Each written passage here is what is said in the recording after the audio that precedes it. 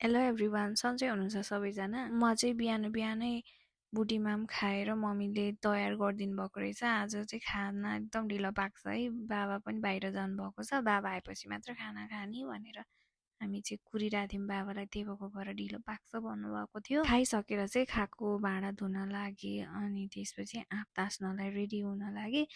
आँप चाहिँ अब आफूलाई खाने कति खानासँग खाने गरेको छ हामीले चाहिँ, अनि अहिले एकछिनपछि खानुपर्छ भनेर रेडी गर्न लगाउनु हुँदै थियो। अनि म चाहिँ काट्दै थिएँ भुइँमा बसेर, मम्मी चाहिँ कुर्सीमा बसेर गफ गर्दै काम गर्दै हुनुहुन्थ्यो। आँप चाहिँ हेर्नु न कति राम्रो क्या, फ्रिजमा राखेको अब महिना दिन हुन लागिसक्यो भन्नुहुन्थ्यो, कस्तो राम्रो बसेको थियो। अनि मम्मी चाहिँ रोटी हाल्न लाग्दै हुनुहुन्थ्यो। रोटी चाहिँ हाम्रो घरको लुलु डनलाई हो है, रोटी यति मिठो गरेर खान्छ कि रोटी भयो भने खानेकुरा पनि धेरै खान्छ त्यसले। अलि खायो भने हामीलाई पनि खुसी लाग्छ नि त, रोटी उसलाई एकदमै मनपर्ने। अनि हामीले खाना चाहिँ कमै खुवाउँछौँ, रोटी चाहिँ एकदम खान्छ त्यसले।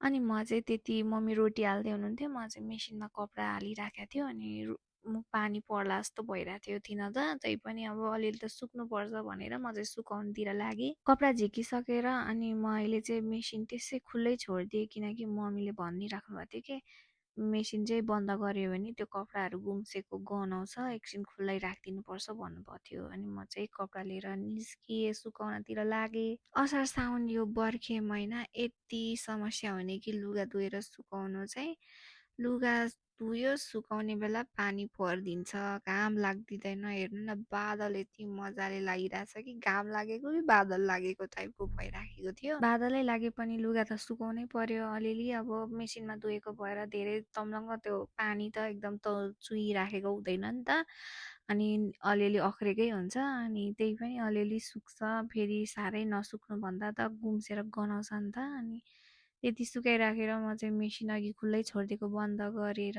अनि म चाहिँ लाग्छु फेरि तल। खानालाई बोलाउन लाग्नु भइसकेको थियो मम्मीले।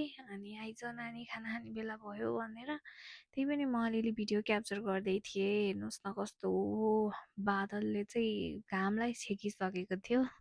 अनि म लागि खाना खानलाई। खाना चाहिँ आज पनिर पाकेको थियो, पनिर र माम खाएँ। अनि एकछिनपछि फेरि पानी पर्न लाग्यो कि एकछिन रेस्ट गरेको थिएँ, बसेको थिएँ, पानी पर्न लागिहाल्यो, फेरि उठ्न लागेँ।